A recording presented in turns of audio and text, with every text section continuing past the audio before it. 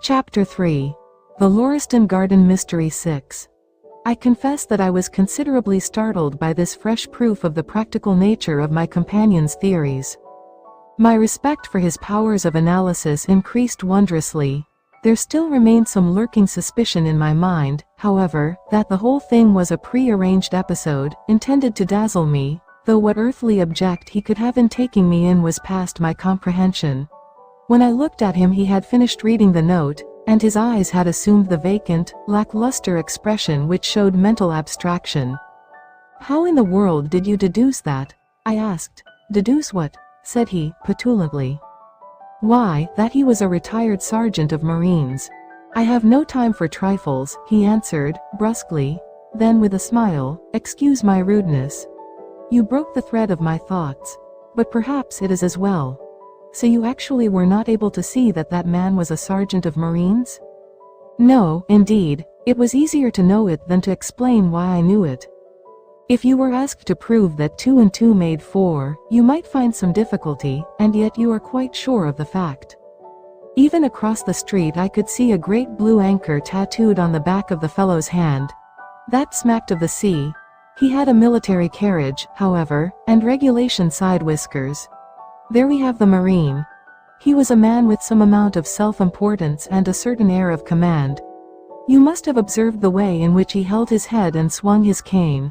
A steady, respectable, middle-aged man, too, on the face of him. All facts which led me to believe that he had been a sergeant."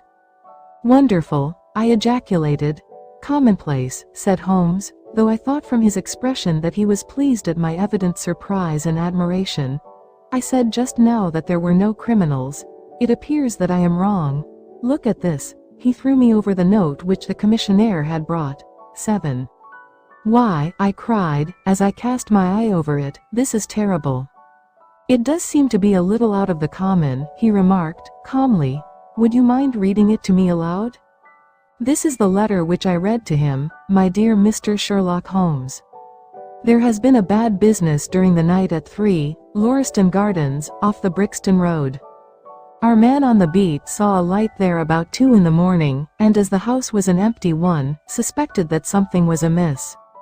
He found the door open, and in the front room, which is bare of furniture, discovered the body of a gentleman, well dressed, and having cards in his pocket bearing the name of Enoch J. Drebber, Cleveland, Ohio, USA. There had been no robbery, nor is there any evidence as to how the man met his death. There are marks of blood in the room, but there is no wound upon his person. We are at a loss as to how he came into the empty house. Indeed, the whole affair is a puzzler. If you can come round to the house any time before 12, you will find me there. I have left everything in statu quo until I hear from you.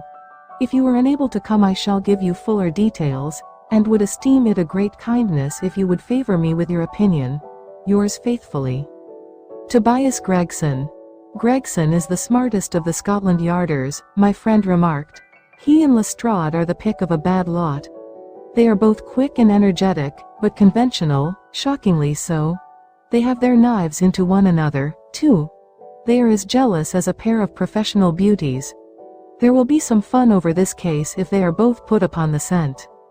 I was amazed at the calm way in which he rippled on. "Surely there is not a moment to be lost," I cried. "Shall I go and order you a cab?" "I'm not sure about whether I shall go. I am the most incurably lazy devil that ever stood in shoe leather. That is, when the fit is on me, for I can be spry enough at times." "Why, it is just such a chance as you have been longing for." "My dear fellow, what does it matter to me? Supposing I unravel the whole matter, you may be sure that Gregson, Lestrade, and company will pocket all the credit. That comes of being an unofficial personage. But he begs you to help him. Yes, he knows that I am his superior, and acknowledges it to me. But he would cut his tongue out before he would own it to any third person. However, we may as well go and have a look. I shall work it out on my own hook. I may have a laugh at them if I have nothing else. Come on." He hustled on his overcoat, and bustled about in a way that showed that an energetic fit had superseded the apathetic one. "Get your hat," he said. "You wish me to come?" "Yes, if you have nothing better to do." A minute later we were both in a hansom, driving furiously for the Brixton Road. It was a foggy, cloudy morning, and a dun-colored veil hung over the housetops, looking like the reflection of the mud-colored streets beneath. My companion was in the best of spirits, and prattled away about Cremona fiddles, and the difference between a Stradivarius and an Amati. As for myself, I was silent, for the dull weather and the melancholy business upon which we were engaged, depressed my spirits. "You don't seem to give much thought to the matter in hand," I said at last, interrupting Holmes' musical disquisition. "No data yet," he answered. "It is a capital mistake to theorize before you have all the evidence, it biases the judgment." "You will have your data soon," I remarked, pointing with my finger. "This is the Brixton Road, and that is the house, if I am not very much mistaken." "So it is. Stop, driver, stop." We were still 100 yards or so from it, but he insisted upon our alighting, and we finished our journey upon foot. Number 3, Lauriston Gardens wore an ill-omened and minatory look. It was one of 4 which stood back some little way from the street, 2 being occupied and 2 empty. The latter looked out with 3 tiers of vacant melancholy windows, which were blank and dreary, save that here and there a "To Let" card had developed like a cataract upon the bleared panes. A small garden sprinkled over with a scattered eruption of sickly plants separated each of these houses from the street, and was traversed by a narrow pathway, yellowish in color, and consisting apparently of a mixture of clay and of gravel. The whole place was very sloppy from the rain which had fallen through the night. The garden was bounded by a 3-foot brick wall with a fringe of wood rails upon the top, and against this wall was leaning a stalwart police constable, surrounded by a small knot of loafers, who craned their necks and strained their eyes in the vain hope of catching some glimpse of the proceedings within. I had imagined that Sherlock Holmes would at once have hurried into the house and plunged into a study of the mystery. Nothing appeared to be further from his intention. With an air of nonchalance which, under the circumstances, seemed to me to border upon affectation, he lounged up and down the pavement, and gazed vacantly at the ground, the sky, the opposite houses and the line of railings. Having finished his scrutiny, he proceeded slowly down the path, or rather down the fringe of grass which flanked the path, keeping his eyes riveted upon the ground. Twice he stopped, and once I saw him smile, and heard him utter an exclamation of satisfaction. There were many marks of footsteps upon the wet clayey soil, but since the police had been coming and going over it, I was unable to see how my companion could hope to learn anything from it. Still I had had such extraordinary evidence of the quickness of his perceptive faculties, that I had no doubt that he could see a great deal which was hidden from me. At the door of the house we were met by a tall, white-faced, flaxen-haired man, with a notebook in his hand, who rushed forward and wrung my companion's hand with effusion. "It is indeed kind of you to come," he said. "I have had everything left untouched." "Except that," my friend answered, pointing at the pathway. "If a herd of buffaloes had passed along there could not be a greater mess. No doubt, however, you had drawn your own conclusions, Gregson, before you permitted this." "I have had so much to do inside the house," the detective said evasively. "My colleague, Mr. Lestrade, is here. I had relied upon him to look after this." Holmes glanced at me and raised his eyebrows sardonically. "With 2 such men as yourself and Lestrade upon the ground, there will not be much for a third party to find out," he said. Gregson rubbed his hands in a self-satisfied way. "I think we have done all that can be done," he answered. "It's a queer case though, and I knew your taste for such things." "You did not come here in a cab?" asked Sherlock Holmes. "No, sir." "Nor Lestrade?" "No, sir." "Then let us go and look at the room." With which inconsequent remark he strode on into the house, followed by Gregson, whose features expressed his astonishment. A short passage, bare-planked and dusty, led to the kitchen and offices. 2 doors opened out of it to the left and to the right. One of these had obviously been closed for many weeks. The other belonged to the dining room, which was the apartment in which the mysterious affair had occurred. Holmes walked in, and I followed him with that subdued feeling at my heart which the presence of death inspires. It was a large square room, looking all the larger from the absence of all furniture. A vulgar flaring paper adorned the walls, but it was blotched in places with mildew, and here and there great strips had become detached and hung down, exposing the yellow plaster beneath. Opposite the door was a showy fireplace, surmounted by a mantelpiece of imitation white marble. On one corner of this was stuck the stump of a red wax candle.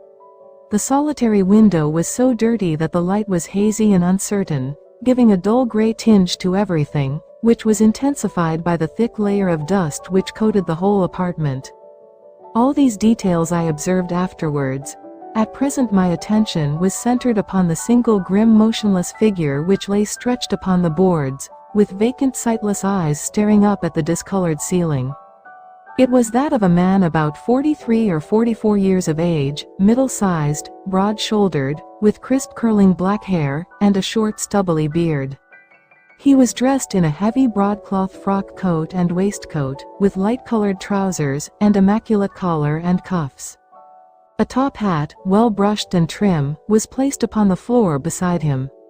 His hands were clenched and his arms thrown abroad, while his lower limbs were interlocked as though his death struggle had been a grievous one.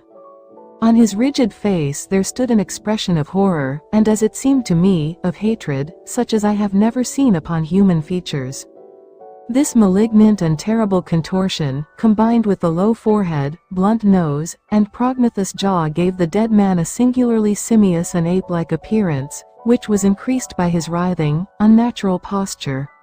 I have seen death in many forms, but never has it appeared to me in a more fearsome aspect than in that dark grimy apartment, which looked out upon one of the main arteries of suburban London. Lestrade, lean and ferret-like as ever, was standing by the doorway, and greeted my companion and myself. "This case will make a stir, sir," he remarked. "It beats anything I have seen, and I am no chicken." "There is no clue?" said Gregson. "None at all," chimed in Lestrade. Sherlock Holmes approached the body, and, kneeling down, examined it intently. "You are sure that there is no wound?" he asked, pointing to numerous gouts and splashes of blood which lay all round. "Positive," cried both detectives. "Then, of course, this blood belongs to a second individual, presumably the murderer, if murder has been committed. It reminds me of the circumstances attendant on the death of Van Jansen, in Utrecht, in the year '34. Do you remember the case, Gregson?" "No, sir." "Read it up, you really should. There is nothing new under the sun, it has all been done before." As he spoke, his nimble fingers were flying here, there, and everywhere, feeling, pressing, unbuttoning, examining, while his eyes wore the same far-away expression which I have already remarked upon. So swiftly was the examination made, that one would hardly have guessed the minuteness with which it was conducted. Finally, he sniffed the dead man's lips, and then glanced at the soles of his patent leather boots.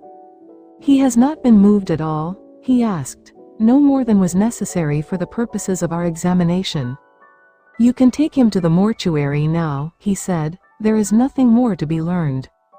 Gregson had a stretcher and 4 men at hand. At his call they entered the room, and the stranger was lifted and carried out. As they raised him, a ring tinkled down and rolled across the floor. Lestrade grabbed it up and stared at it with mystified eyes. "There's been a woman here," he cried. "It's a woman's wedding ring." He held it out, as he spoke, upon the palm of his hand. We all gathered round him and gazed at it.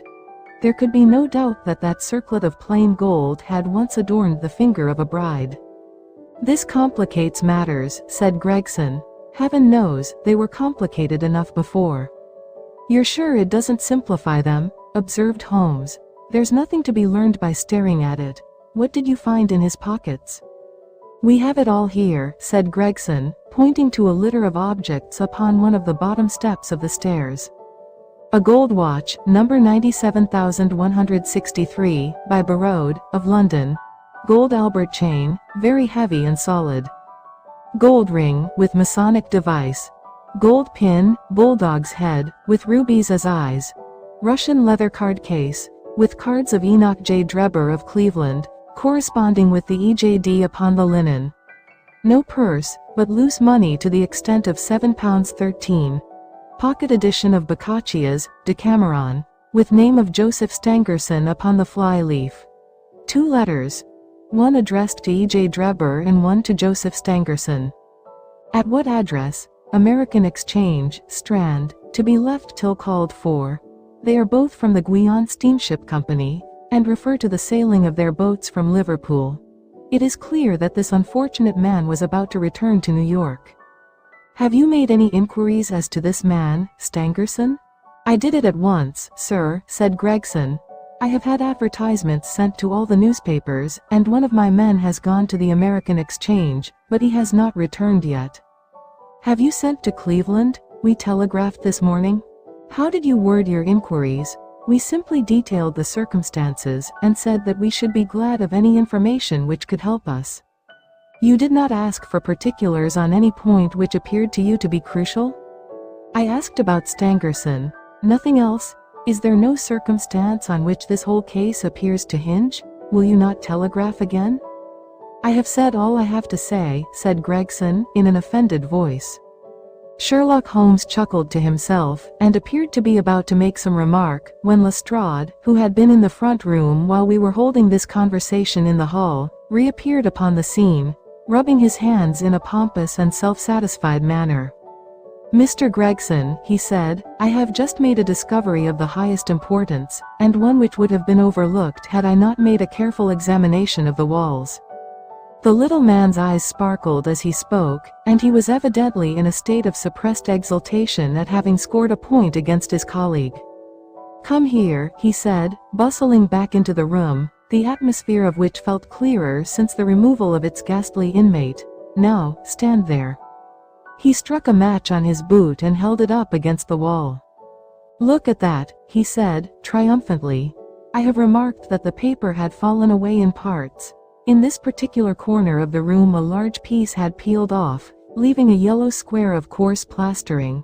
Across this bare space there was scrawled in blood-red letters a single word. Rach. What do you think of that? Cried the detective, with the air of a showman exhibiting his show. This was overlooked because it was in the darkest corner of the room, and no one thought of looking there. The murderer has written it with his or her own blood. See this smear where it has trickled down the wall? That disposes of the idea of suicide anyhow. Why was that corner chosen to write it on? I will tell you. See that candle on the mantelpiece? It was lit at the time, and if it was lit this corner would be the brightest instead of the darkest portion of the wall. And what does it mean now that you have found it? Asked Gregson in a depreciatory voice. Mean? Why, it means that the writer was going to put the female name Rachel, but was disturbed before he or she had time to finish. You mark my words, when this case comes to be cleared up you will find that a woman named Rachel has something to do with it. It's all very well for you to laugh, Mr. Sherlock Holmes. You may be very smart and clever, but the old hound is the best, when all is said and done. I really beg your pardon, said my companion, who had ruffled the little man's temper by bursting into an explosion of laughter. You certainly have the credit of being the first of us to find this out, and, as you say, it bears every mark of having been written by the other participant in last night's mystery. I have not had time to examine this room yet, but with your permission I shall do so now. As he spoke, he whipped a tape measure and a large round magnifying glass from his pocket. With these 2 implements he trotted noiselessly about the room, sometimes stopping, occasionally kneeling, and once lying flat upon his face. So engrossed was he with his occupation that he appeared to have forgotten our presence, for he chattered away to himself under his breath the whole time, keeping up a running fire of exclamations, groans, whistles, and little cries suggestive of encouragement and of hope. As I watched him I was irresistibly reminded of a pure-blooded well-trained foxhound as it dashes backwards and forwards through the covert, whining in its eagerness, until it comes across the lost scent. For 20 minutes or more he continued his researches, measuring with the most exact care the distance between marks which were entirely invisible to me, and occasionally applying his tape to the walls in an equally incomprehensible manner. In one place he gathered up very carefully a little pile of gray dust from the floor, and packed it away in an envelope. Finally, he examined with his glass the word upon the wall, going over every letter of it with the most minute exactness. This done, he appeared to be satisfied, for he replaced his tape and his glass in his pocket. "They say that genius is an infinite capacity for taking pains," he remarked with a smile. "It's a very bad definition, but it does apply to detective work." Gregson and Lestrade had watched the maneuvers 9 of their amateur companion with considerable curiosity and some contempt. They evidently failed to appreciate the fact, which I had begun to realize, that Sherlock Holmes' smallest actions were all directed towards some definite and practical end. "What do you think of it, sir?" they both asked. "It would be robbing you of the credit of the case if I was to presume to help you," remarked my friend. "You are doing so well now that it would be a pity for anyone to interfere." There was a world of sarcasm in his voice as he spoke. "If you will let me know how your investigations go," he continued, "I shall be happy to give you any help I can. In the meantime, I should like to speak to the constable who found the body. Can you give me his name and address?" Lestrade glanced at his notebook. "John Rance," he said. "He is off duty now. You will find him at 46, Audley Court, Kennington Park Gate." Holmes took a note of the address. "Come along, Doctor," he said. "We shall go and look him up. I'll tell you one thing which may help you in the case," he continued, turning to the 2 detectives. "There has been murder done, and the murderer was a man. He was more than 6 feet high, was in the prime of life, had small feet for his height, wore coarse, square-toed boots and smoked a Trichinopoly cigar. He came here with his victim in a 4-wheeled cab, which was drawn by a horse with 3 old shoes and 1 new one on his off foreleg. In all probability the murderer had a florid face, and the fingernails of his right hand were remarkably long. These are only a few indications, but they may assist you." Lestrade and Gregson glanced at each other with an incredulous smile. "If this man was murdered, how was it done?" asked the former. "Poison," said Sherlock Holmes curtly, and strode off. "One other thing, Lestrade," he added, turning round at the door. "Rach is the German for revenge, so don't lose your time looking for Miss Rachel." With which Parthian shot he walked away, leaving the 2 rivals open-mouthed behind him.